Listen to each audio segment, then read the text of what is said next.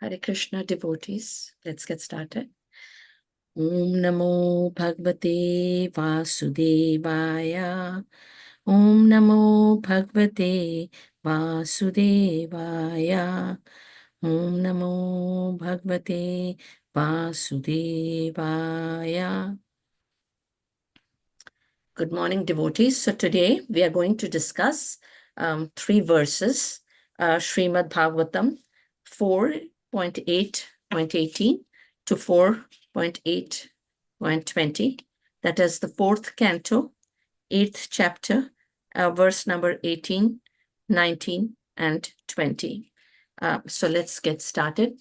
First, we'll read verse number 18.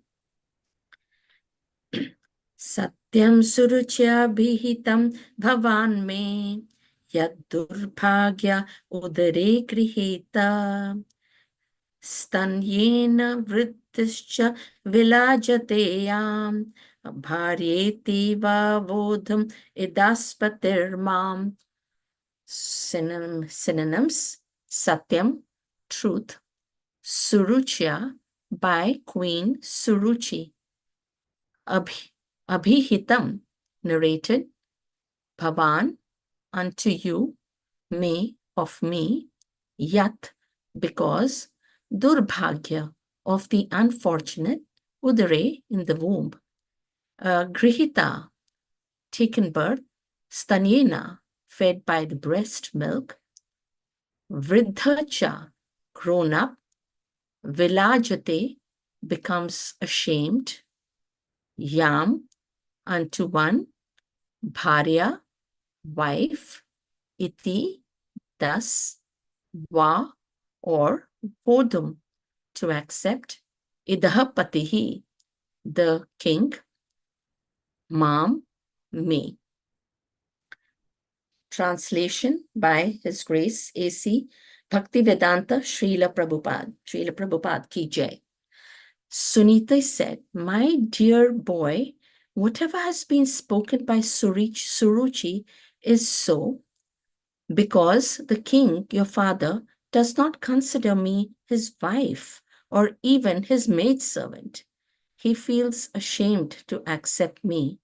Therefore, it is a fact that you have taken birth from the womb of an unfortunate woman, and by being fed from her breast, you have grown up." Now let's just go to the second verse. That is the 4th chapter, 4th canto, 8th chapter, verse number 19. Atishtatat vimatsarastvam uktam samatrapi yad avyalikham radhya adhokshaja padapadmam yadichedhya dhyasanam uttamo yatha.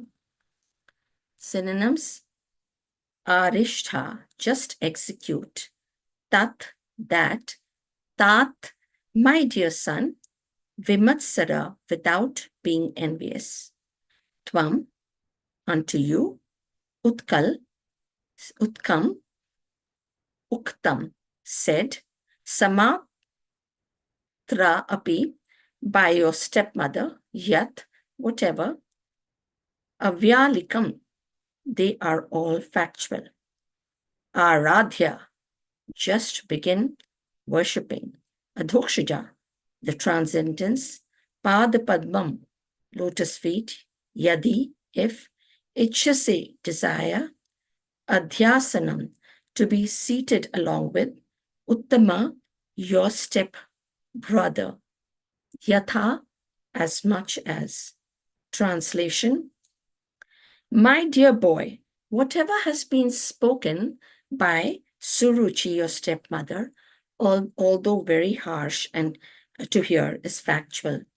Therefore, if you desire at all to sit on the same throne as your stepbrother Uttama, then give up your envious attitude and immediately try to execute the instructions of your stepmother.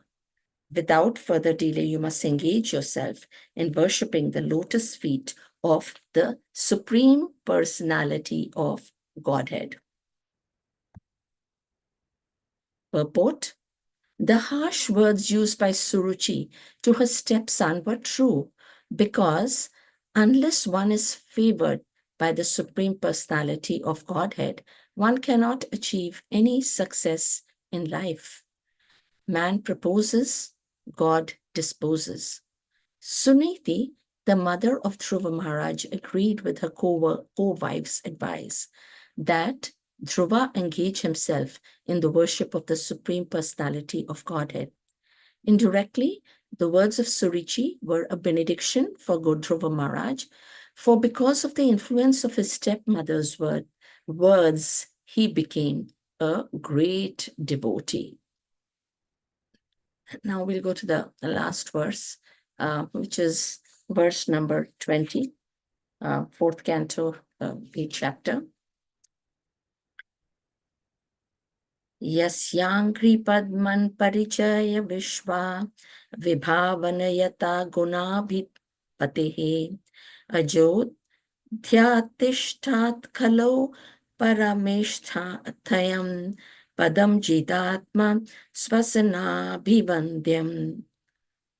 Synonyms: yasya, whose, angri, leg, padmam, lotus feet, paricharya, worshipping, vishva, university, universe, vibhavanaya, for creating, ata, received, guna abhipate, for acquiring the required qualifications, ajaha, the unborn, Lord Brahma, adhya, tishthat, becomes situated, khalu, undoubtedly, parameshtyam, the supreme position within the universe, padam, position, jitatma, one who has conquered his mind, shvasan, by controlling the life air, abhivandyam, worshipable.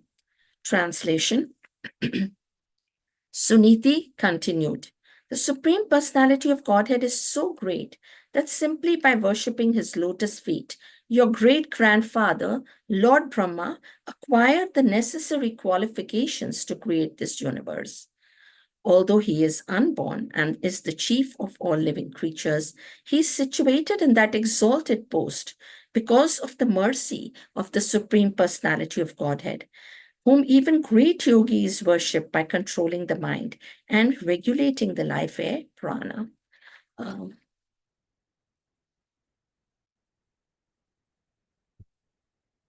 Purport: Suniti cited the example of Lord Brahma, who was Dhruv Maharaj's great-grandfather. Although Lord Brahma is also a living being, by his penance and austerity, he acquired the exalted position of creator of this universe by the mercy of the Supreme Lord. To become successful in any attempt, one not only has to undergo severe penances and austerities, but must also be dependent on the mercy of the Supreme Personality of Godhead. This indication had been given to Dhruva Maharaj by his stepmother and was now confirmed by his own mother, Suniti. So those were the 3 verses. And so we can get started right now.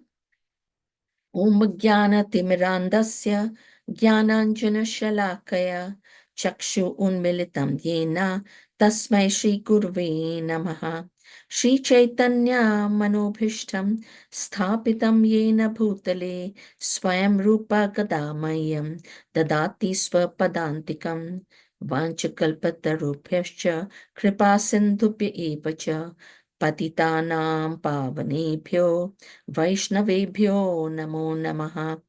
Jai Shri Krishna Chaitanya Prabhu Nityananda Shri Advaita Gadadhar Shivasadi Gaura Bhakta Vrinda. Hare Krishna Krishna Krishna Hare Hare, Hare Rama Rama Rama Hare Hare. Okay, so we can discuss these verses now, and they're actually a lot to learn from these verses. Srimad Bhagavatam, every time you read a verse, uh, it, you learn so much.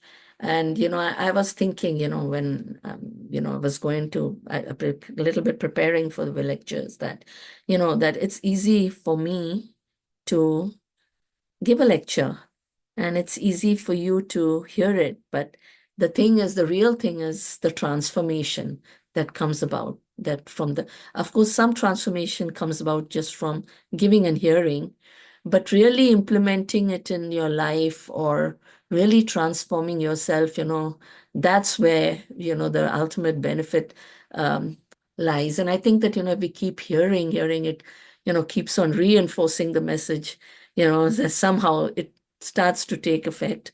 So, it's good to, from the Bhagavatam viewpoint, to be associated with it, to read it, to hear it, and then most of all, to reflect on it. So, this verse 18 is 18. Before I actually start the verse, I'll just give a small introduction.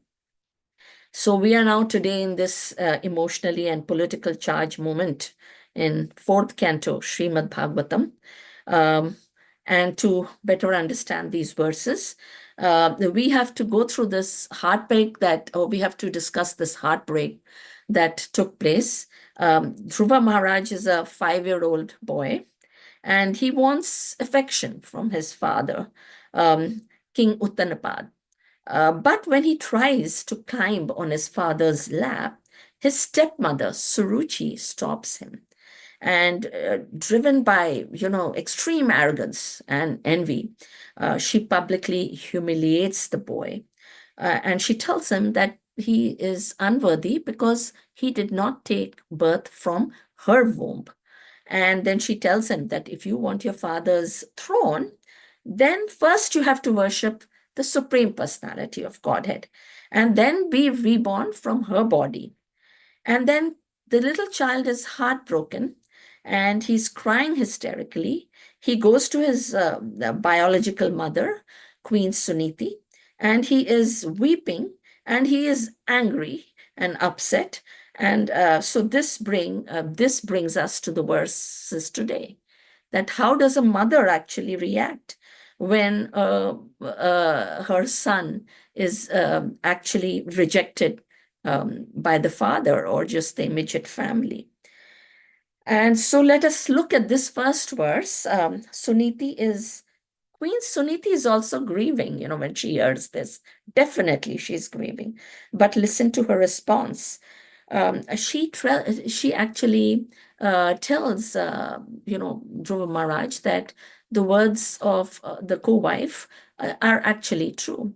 But in this verse, of course, she says that, my dear boy, that whatever has been spoken by Surichi is so. He's saying, okay, it's true, because your father, he does not consider me his wife, that it is a fact of life, that he is ashamed of her and he is not even considering the wife.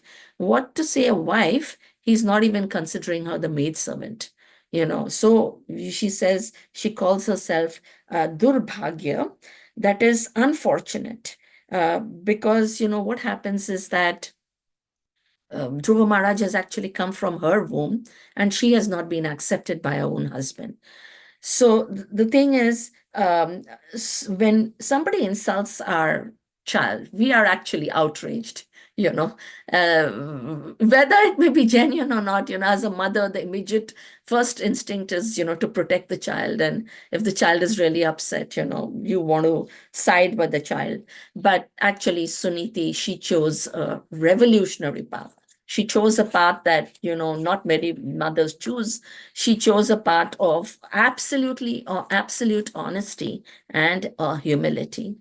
Now, Srila Prabhupada actually gives an example. There's an example that comes to mind, that there is a raging fire and you want to put it out, so you just don't keep on putting gasoline or you don't keep on putting firewood to turn away the fire, right?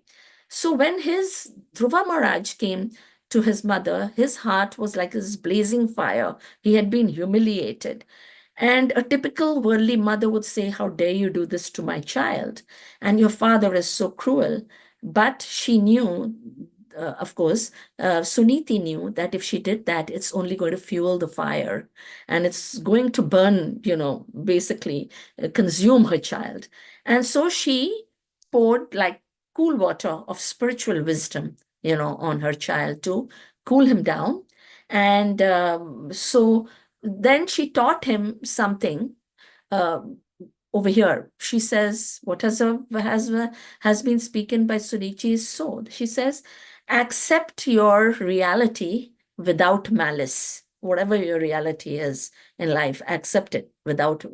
That is her underlying message. Though, of course, this is what she's saying. It's because a devotee honestly does not want to waste his or her time chasing after material prestige. It's such a waste of time. And then the next verse, of course, is again very instructive, that she tells her son that whatever has been spoken by Suruchi, although very harsh to hear, is actually factually true. Therefore, if you desire to sit on the same throne as your stepmother, Uttama, stepbrother, then give up your envious attitude and immediately try to execute the instructions of your stepmother. Without further delay, you must engage yourself in worshipping the lotus feet of the Supreme Personality of Godhead. So she says, clear your heart of envy. She says, you totally give up envy because that's not going to serve you any good, she tells her son. And then she says, she's looking at her son's ambition and she's looking at her son's anger and she's looking at her son's hurt. And she is redirecting it to only one place which can satisfy that. And that is the Supreme Personality of Godhead, And no stepmother, nothing can actually guarantee success without the Supreme Personality of Godhead. And so one of the things that came about in this verse is, envy, the word envy, which is actually the Sanskrit word vimatsara, that is without envy. This verse says that.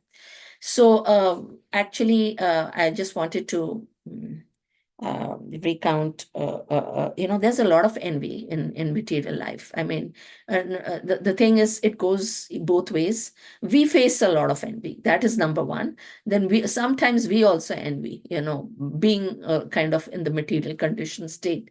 But we really have to cross that barrier, recognize it for what it is and just cross that, because then our devotion really gets impacted. Like, for instance, I'm looking at Srila Prabhupada. He wrote a letter to Yamuna, and this is I'm going to just read a little bit of the letter on 18th November 1970. He said, regarding the envious position, people, our position has nothing to do with them, They cannot do anything. And if somebody does, they themselves, means that's what Srila Prabhupada, they cannot do anything. And if somebody does something, then they will be envious. That is the nature of third class man. Prabhupada uses like such language, it's like it just stays with you, So he said, of course, and this part, latter part, I'm just going to tell in my own words for ease of explaining. Srila Prabhupada said that his Guru Maharaj once told him this story, that one friend informed another friend that one man had become High Court judge. Okay.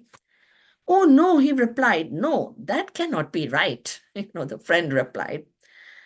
Yes, he's now a judge, said the first friend. I've seen him sitting on the bench.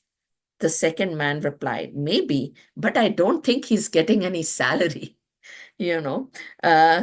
Such envious men will find out fault anywhere, Srila Prabhupada says. There is no fault actually, but they will manufacture some fault. That is their business. So many people were envious of my Guru Maharaj, but he was preaching and did not care for them. So that's the way to deal with envy. is that continue your work, of connecting to the Supreme Personality of Godhead, and do not waste time on, these kind of very trivial matters, and do not even get into that. So over here, that is exactly what Suruchi is telling her son.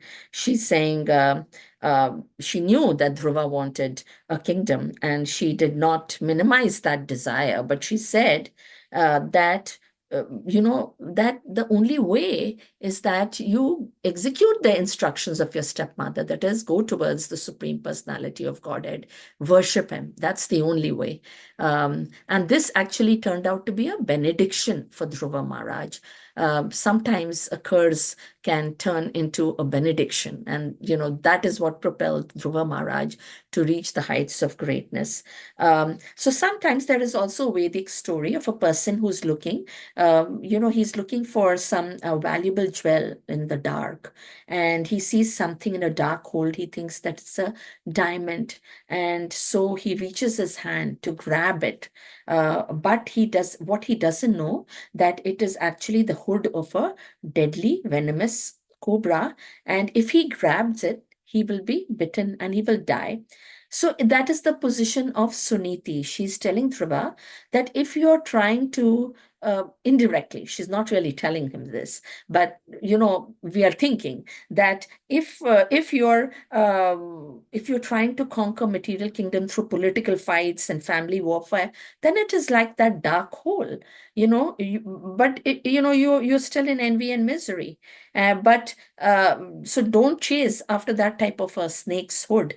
Go directly to the Supreme Lord, who's like the ultimate jewel. So that is what she tells her son. And we find this advice so many times, because I think all of us have had some bad times or the other, right? Or some misfortune or the other. But I think the misfortune can be turned into a blessing, even though we cannot see it as such at that time, if we use it to connect deeper to the Supreme Personality of Godhead, and we realize our actual position, that we are here temporary, and that our actual connection is with Lord Krishna. Even Queen Kunti, like we see, there were so many assassination attempts, exile and war for her sons, but still she paid for calamities to repeat. Of course, she is very exalted. We are not yet maybe in that position even, but she said that the dangers forced her to remember Krishna ultimately. And even the Pandavas, ultimately they were devoted to Lord Krishna. We see the example of Gajendra. He's attacked by the crocodile, and he tries first to rely on his own strength, and then his wives and children and all that. And then he surrenders to Vishnu, and he achieves liberation, because the crisis has actually broken his material pride. So for Dhruva, in the case of Dhruva Maharaj, now he's facing a bit of a misfortune. But the thing is, we can think of some kind of analogies, what he has to go through in order to get to the other side successfully. Like, for example, we think like a diamond, carbon is becoming a diamond only under intense pressure, not like if we're just like, coasting along. And then even coconut, there's a hard shell there, but it must be broken so that the sweet water inside can be tasted. And sandpaper, even the sandpaper we see, rough, if we look, it's like so rough, right? So the rough situations rub away our sharp edges of ego and pride. So the same thing, this is a very rough situation for Dhruva Maharaj, but ultimately he is being purified to go and worship the Lord. And of course, the last thing is, now when you are actually giving a small child advice, you have to give some more details. And that is what the next verses are. Like, the mother is trying to give some more details. She's trying to set a precedent. She says that she gives a kind of proof from their own generation and in their own lineage. That is, she says that even their own great grandfather, Lord Brahma, worshipped a Supreme Personality of Godhead. He got it only through total surrender of Supreme Personality. Actually, Brahma was born atop a lotus flower growing from the navel of Garbhodakshaya Vishnu. And when he woke, the whole universe was dark. And filled with water. And he looked at four directions, because thereby gaining those foreheads, but he could not understand his surroundings or where he was or what, and so he's attempted to find his origin. He climbed down the stem of the lotus flower, and then he went down through the hollow tube, but he did not find the source. Then he returned to the top of the lotus flower and he sat down. And then he heard these voice, tapa, that is penance, austerity. And he sat in deep meditation for many, many celestial years, more than 100 or 100 celestial years. And he completely controlled his mind or senses and detached from all thing material. And then only the Supreme Personality of Godhead came to him, and they shook hands with him. And then only he infused him with the intelligence, creative potency and knowledge of Vedas in his heart. And then after that, Brahma was able to manifest all the planetary systems, their living entities according to their karma, and this whole universe. So ultimately, it was only by the favor and the penance that he did. So just going back to these verses again, and just what we can take back from it. So the first verse, of course, verse number 18, is Queen Suniti. She validates Dhruva Maharaj's pain. She validates and she confirms that King Uttanapad is ashamed to call her his wife, making Suruchi's harsh word true. And so the lesson here is accepting malice, accepting our reality without any malice. Whatever our reality is, we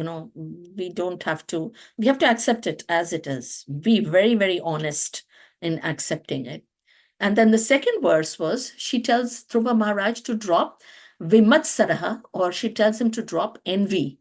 And then if he wants to get a position as much as his brother, then Adhokshaja Pada Padmam, then you have to transform your anger into devotion. So that is the lesson that we get, transferring anger to devotion.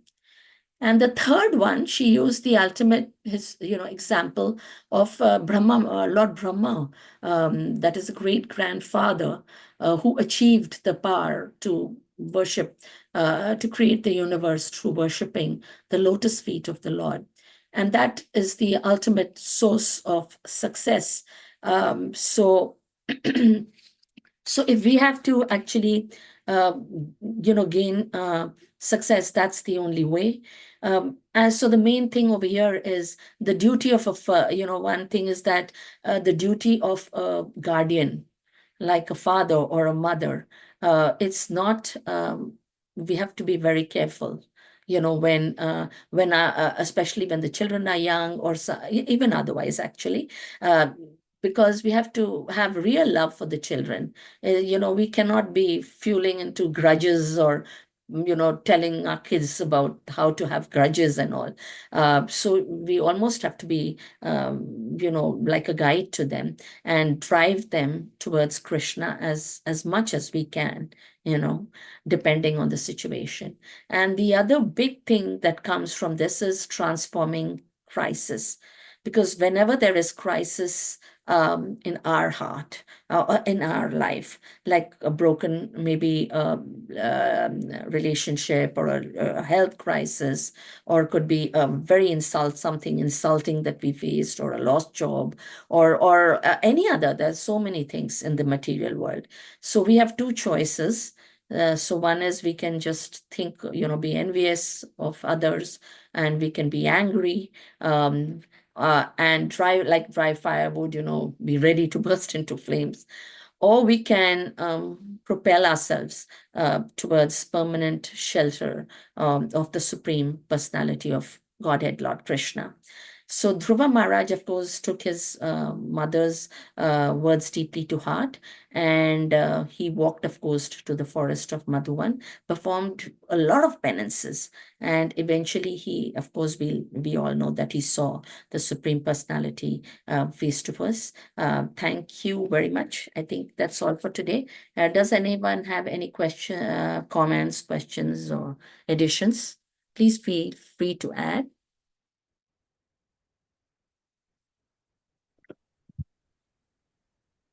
Hare Krishna Mataji. One point I was thinking, the way Suruchi was talking to Dhruva Maharaj, he was saying that, I mean, of course, this we had in the earlier classes, I think Maharaj was talking about how she was kind of, even to take birth in her home, the boy has to take the blessings of Narayana, right? So, Yes, yes. I mean, it is like, Yeah. That was her arrogance, right? that's right. From absolutely. Yeah, that is so sad. Like, she could have probably just said go to the Supreme, but it is like everything was about her, you know. Yeah, yeah. Just to take birth is okay, but then I again, know to take birth also you had to go. but She's then, so important, right? good. Yeah, that's right. She's so important. The good thing is that, yeah, I mean, Suniti took that first instruction of Suruchi. I mean, that diverted Dromaras to follow that instruction, right? So, I mean, it Yeah. was such a great thing. So, Yeah, it is. I think it's such a mature attitude on her part. Because for us, when our kids come crying, immediately we want to sympathize sometimes. that's right. But it's like she took such a mature attitude, that let's see what is really right, right? Yeah. Thank you. Uh, yeah. Thank you for your comment, Prabhu. Thank you. Mhm. Anybody else have anything to add? Hare Krishna Mataji, Dhanvatana. Hare Krishna. Again, it was a wonderful, wonderful class. Your words are like useful for everyone, just like the words of Suniti. As you said, we have different problems in the life, right from the work, family, health, and all these issues. So Yeah, yeah. first thing you said is first accept it. Accept as it is and don't pour more gasoline on the fire or something like that. Yeah. So you gave Yeah. a very practical example. Yes. Yes, Yes. Mataji. Yeah. Yes. And as Because mhm. yeah, as I'm giving the lecture, I'm also learning, Mataji. So thank you. Oh, yeah, yes. Uh-huh. As we are listening to your words, we can feel that it is not the Bhagavatam story, that is a real life story that is going on everywhere. Even now, we can use those stories as examples and correct ourselves also. Yeah, yes, Mataji. Yeah. Yeah, that's why I feel that, like transforming ourselves is so important. And it takes so much Yes. of effort and so much of time because we are so stubborn sometimes, so Mm. set in our ways. Yeah, but Because we are adults now, there is no one to guide us properly. When we take the shelter of these books, we learn from those stories, like this is the way and this is not the right thing to do and all this. And that's yeah. how, because when we are guided properly, then only we can guide our kids also. Yes, Mataji, yes. It's very important to associate, Yeah. hear, read Yes, for us. Mataji. Yeah, yes. Hare Krishna. Hare Krishna. Thank you for your comment, Mataji. Anybody else?